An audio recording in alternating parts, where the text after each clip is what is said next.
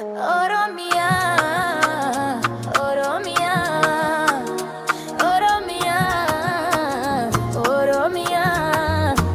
Kan samii gadi bishaan keessa naacha. Oromiyaan bal'oodha garaan si gurraacha. Inka budabina garaan si laafadha. Irike diriira in lakka arjada. Rakkata gargarta karara ol kafte. Kan bishaan si kadhate sannan kitse obaafte. Siif jira ijoolleen kee hin dagatamtu tasa. Garaan keessa qulqulluu irri kan keessa laata.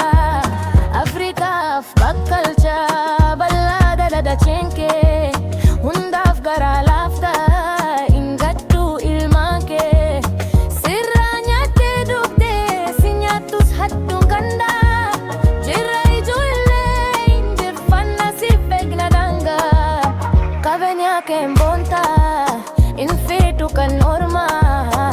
Dhiirumaa sin qabdaa ijoolleen kees kormaa.